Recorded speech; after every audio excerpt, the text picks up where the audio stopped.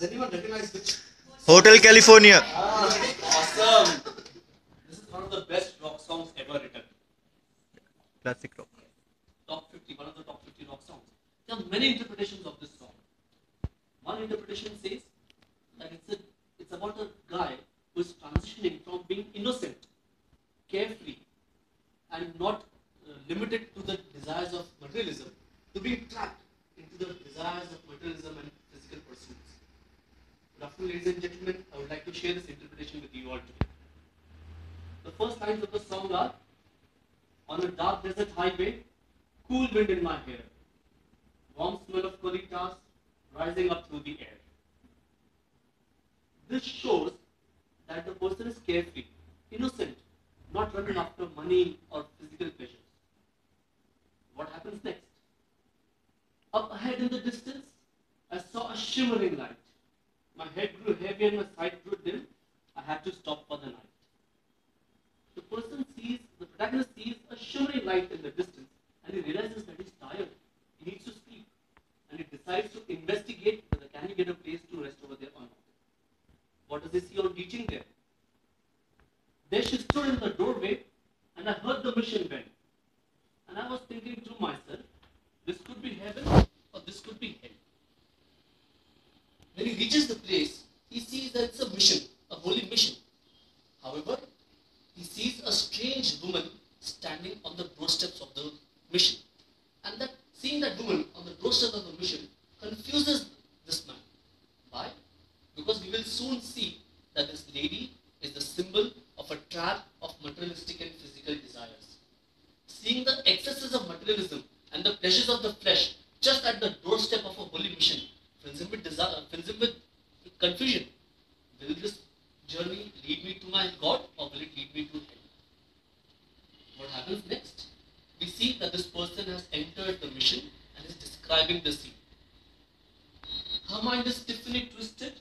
She got the Mercedes Benz. She got a lot of pretty boys that she calls friends. How they dance in the courtyard, sweet summer sweat.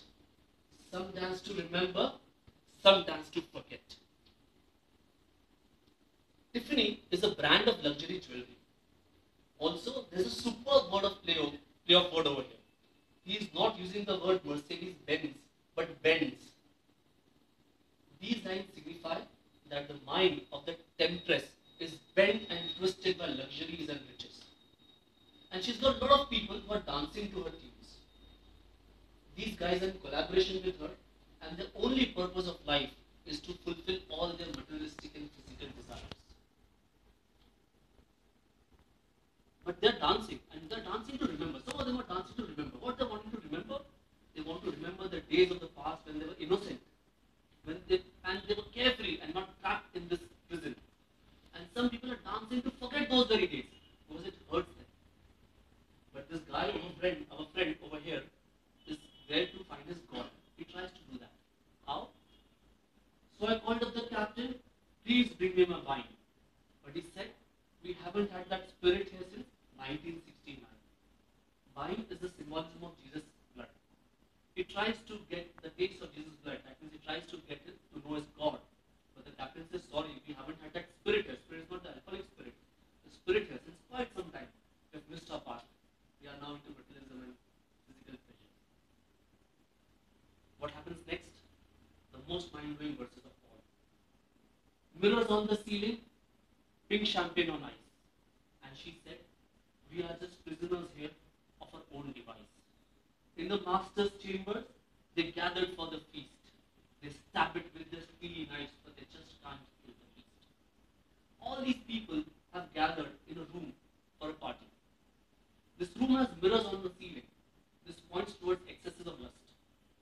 Pink champagne on ice is being distributed, which shows excesses of luxury. Pink champagne is very expensive and not rare, is very rare. So that's why the cost is very high. And the temptress is justifying all this by saying, you're prisoners, but of own device, of own volition. No one forced you to be here.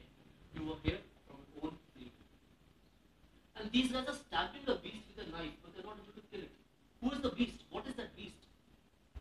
Whenever the ultra-rich, high-class people meet, the topic invariably shifts to what is the I want to leave everything and go lead a carefree life. There's so much tension, it's just not worth it. Am I right? Just stabbing the beast of materialism with the steel knife, but they're not able to kill it. They're engrossed, they're involved in the trap completely. Seeing this, the protagonist realizes that he needs to make a dash out of it and get out of this place right now. What does he say? Last thing I remember, I was running for the door. I had to find the passage back to the place I was before. Relax, said the night man. We are programmed to receive. You can check out any time you like, but you can never leave. He tries to make a run from this place, but when he reaches the exit, the night watchman stops him. Relax. No need to struggle.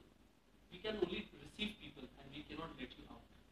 Once you're inside this trap of materialism, you can check out every now and then. Go for a 10-day meditation camp, go switch off your mobile phones and go on a trek for 8 days. But once the materialism is inside you, you can never leave. You'll have to come back to this world again and again. This is followed by one of the best guitar plays ever. Thank you.